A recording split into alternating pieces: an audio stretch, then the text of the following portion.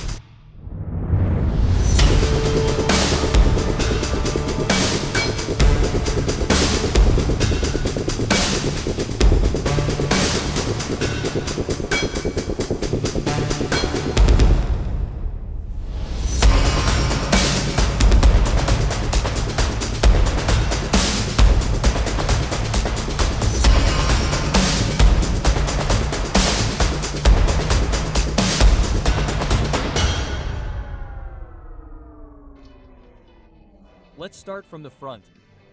Since it's a Land Cruiser, the Toyota logo and the English letters are, yes, it's powerful and centered here. The headlights come in various shapes, including round and square. The design is a bit different from what you might expect, with a C-type design. Apparently, a concept model with round headlights will also be on display. Yes, we're planning to prepare for that. However, the layout is very Land Cruiser-like. The functional parts are placed inside, above, and in the center. I think it's a very Land Cruiser-like shape. It's a bit smaller than the Land Cruiser. It has a slightly more compact shape. Specifically, the overall length is 4575, which is about 350 millimeters shorter than the 2G. The width is 1,855 millimeters, so it's 125 millimeters shorter than the 25 millimeters, so it feels small on one side.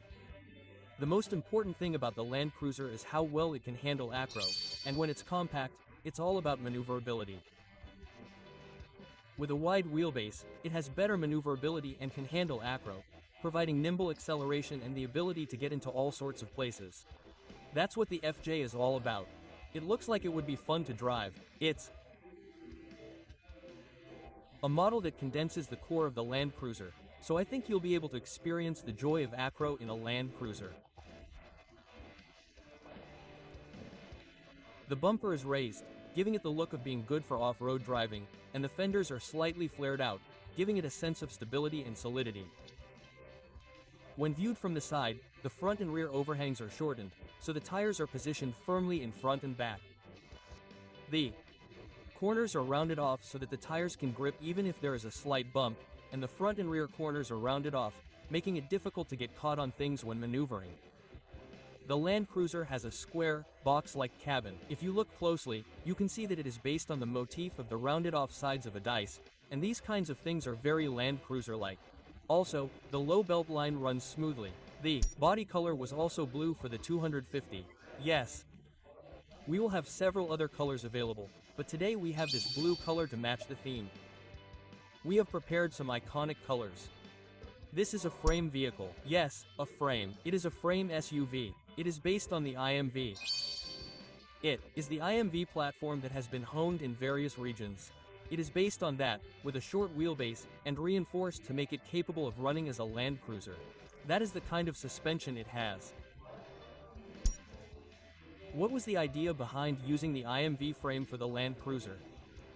Yes, the frame of the Land Cruiser is a frame platform that has been honed and developed in various ways in the Land Cruiser region, and the IMV is also a platform that has been honed to support life in similarly harsh regions.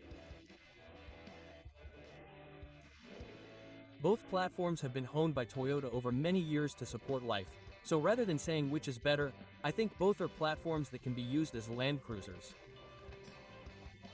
Since it is not a monocoque frame, it seems that even if the upper part breaks, it will continue to run. That is one of the good points of a ladder frame. The design will also ensure that the rear suspension is secure. Yes. Since this is a 2-row seat, the second row is a square cabin with a design that does not drop straight down, so while securing it, the departure angle is also secure if the rear overhang is long. Sometimes the angle when escaping is not enough, so we will shorten it and secure the acro performance. It looks sharp, but the rear tires definitely give it in. Off-road feel, but if you put something underneath, the overall length increases. And when the overall length increases, the departure angle is sacrificed, so we made the rear shorter to ensure a good departure angle at this size, and since the tires are placed in the back, it opens sideways. That's how it's done. It just so happens to be the same as the 4-circle design.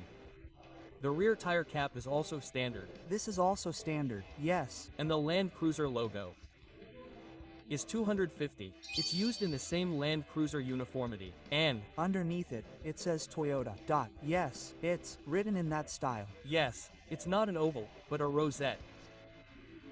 It opens sideways. It opens sideways. Yes, like this. Yes. Oh, I thought it was pretty sharp, but surprisingly, it's also 2-circle. The cabin is definitely box-shaped, so even though it's a big box, it still has a lot of space. The opening looks pretty big when it opens sideways. It does look big. Let's take a look inside. Oh, what kind of functions are inside? Well, first of all, the overall feel is that it's an acro bike, and it's easy to grasp the vehicle's posture, which is common to the Land Cruiser, and it has a horizontal design. And the switches aren't soft switches, they're blind switches. They're placed in a position where you can intuitively find them when you reach for them, which is the overall structure. And since it's an off-road bike, this part has switches for the transfer case and the differential lock. These are all gathered together, and while the Land Cruiser 250, which is designed for off-road driving, has electronic switches, this one has manual switches so you can enjoy switching them. The differential lock is in the rear. It's the rear differential lock. Yes, the seats are quite wide, and rather than being made of that material, we chose a seat that is shaped to hold you firmly in place during acrobatics. We focused on making it simple yet functional, and there are a lot of different things arranged in a way that leaves plenty of space. The windows are also quite low, and the seat belts are lowered to improve visibility, and the A-pillars are pulled forward, so visibility to the left and right when looking forward is very important, and that's something we've paid particular attention to with the Land Cruiser. The bonnet is also a symbolic design feature of the Land Cruiser, with the sides slightly raised to provide a clear view. We value visibility, and when the mechanics are good and it's easy to drive, you don't get tired easily, so I think this is a design unique to the Land Cruiser, which is designed for long-distance driving. And then, of course, there's also the fact that you can enjoy off-road driving like this, and since it's a modern car, there's a USB-C port so you can charge your phone while you enjoy off-road driving. Well, drink holders and such are properly installed, just like in a regular car. What kind of engine is it? The engine we have chosen this time is a 2.7L gasoline engine. As you all know, diesel is quite synonymous with the Land Cruiser, but we are starting with a gasoline engine this time.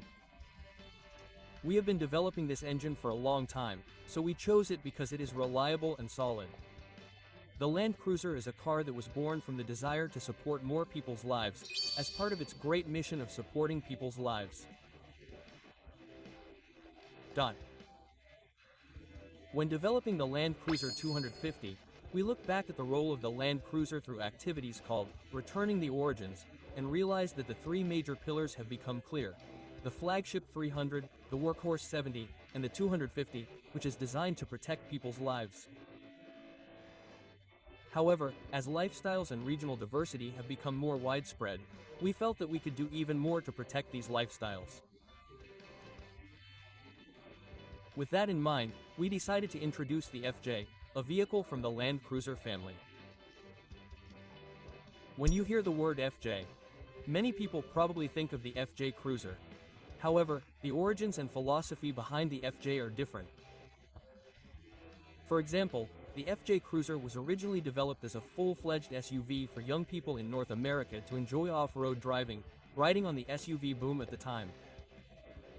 However, this vehicle was developed to support lifestyles in various regions around the world, so the philosophy behind its launch is a little different. This time, we have introduced the Land Cruiser FJA as a Land Cruiser with a different size to support lifestyles. This Land Cruiser with a different size was developed to support lifestyles in various regions, and we believe that it is a vehicle that can be used effectively in Japan as well. By all means, this new Land Cruiser FJ is a car that is packed with the goodness of the Land Cruiser NES, so please look forward to it. Once it is released, I would like to tell you more about it, so please subscribe to the channel and wait for it. Thank you very much.